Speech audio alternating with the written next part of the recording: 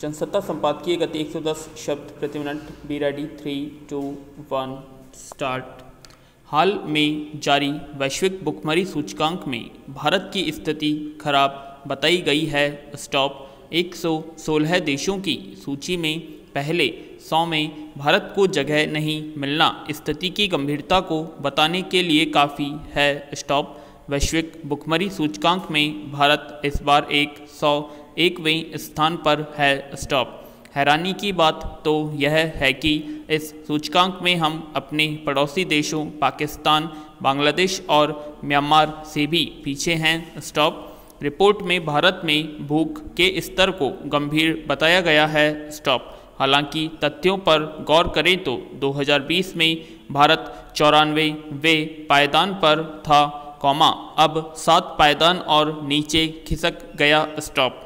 जाहिर है, भुखमरी से निपटने में हमारे प्रयासों में खामियां हैं और हम इस दिशा में वैसे कदम नहीं उठा रहे हैं जो बेहद ज़रूरी है। स्टॉप। गौर करने वाली बात यह है कि 2020 की सूची में कुल देश 107 थे। स्टॉप। इस हिसाब से पिछले साल भारत से खराब प्रदर्शन करने वाले देशों की तादाद 13 थी, जबकि इस बार 15 है। स्टॉप। यानी भारत को 2 पायदान का फ़ायदा ही हुआ है। स्टॉप। लेकिन नकारात्मक पक्ष यह है कि 2020 में 93 देश हमसे बेहतर थे, जबकि इस बार 100 देश हमसे अच्छे हैं। स्टॉप। पैरा। इस सूचकांक में भूख की स्थिति के आधार पर देशों को 0 से 100 अंक दिए गए हैं। स्टॉप। 10 से कम अंक का मतलब है कि देश में भूख की समस्या बेहद कम है। स्टॉप। इसी तरह 20 से 34.9 अंक का मतलब भूख का गंभीर संकट और 35.49 अंक का मतलब है कि हालात चुनौतीपूर्ण है। स्टॉप। इस बार भारत को 27.5 अंक मिले हैं, यानी संकट गंभीर है। स्टॉप। अब सवाल है कि आखिर ऐसी स्थिति क्यों है। स्टॉप। दरअसल यह सूचकांक 4 पैमानों पर तैयार किया जाता है। स्टॉप। ये हैं अल्पपोषण, लंबाई के हिसाब से कम वजन वाले बच्चे, उम्र के मुताबिक कम लंबाई वाले बच्चे और बाल मृत्यु दर, 5 साल से कम उम्र के बच्चों की मृत्यु दर। स्टॉप।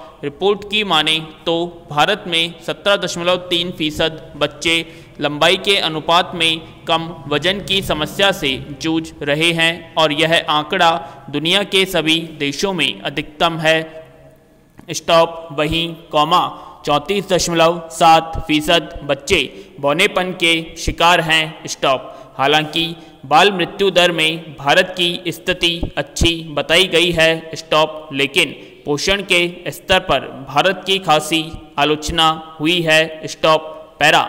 अगर भुखमरी सूचकांक से इतर भी बात करें तो भारत की स्थिति कोई बेहतर नहीं आंकी जा रही है। स्टॉप। वैश्विक पोषण रिपोर्ट 2020 के दावों पर यकीन करें तो भारत दुनिया के उन 88 देशों में शामिल है जो अगले 4 साल यानी 2025 तक वैश्विक पोषण लक्ष्यों को हासिल करने में सफल नहीं हो सकेंगे। स्टॉप। यानी बच्चों में कम वजन और उनकी शारीरिक वृद्धि में रुकावट जैसी विसंगतियों से हमें अभी लंबे समय तक जूझना होगा। स्टॉप। अगर भारत सरकार के राष्ट्रीय परिवार स्वास्थ्य सर्वेक्षण 5 पर गौर करें तो भारत में बाल कुपोषण की स्थिति गंभीर बनी हुई है। स्टॉप। आधे से ज़्यादा राज्यों में बच्चों में बौनेपन और उम्र के साथ वजन में कमी जैसी समस्याओं में वृद्धि हुई है। स्टॉप।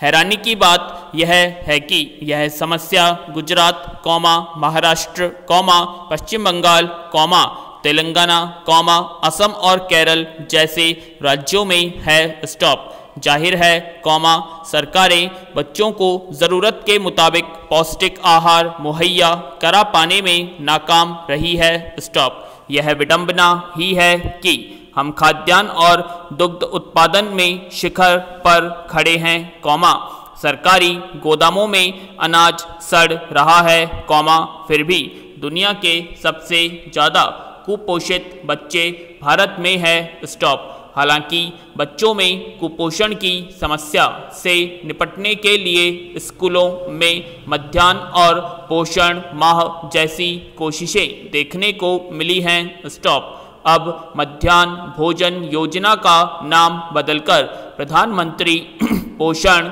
शक्ति निर्माण PM पोषण रखने जैसी कवायद कुपोषण से निपटने के लिए सरकार की छटपटाहट की तस्दीक करती है, पैरा।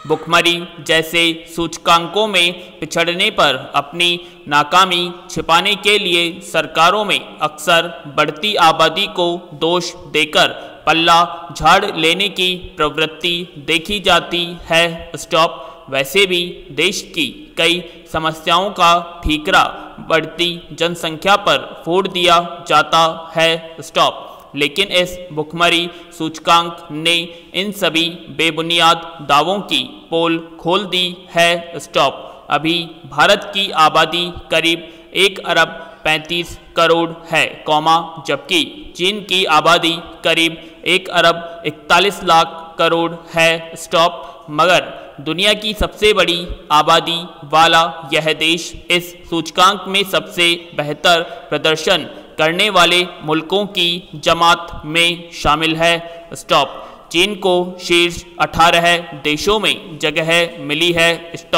लेकिन चिंता की बात है कि भारत नीचे से 18 देशों में शामिल है, पैरा।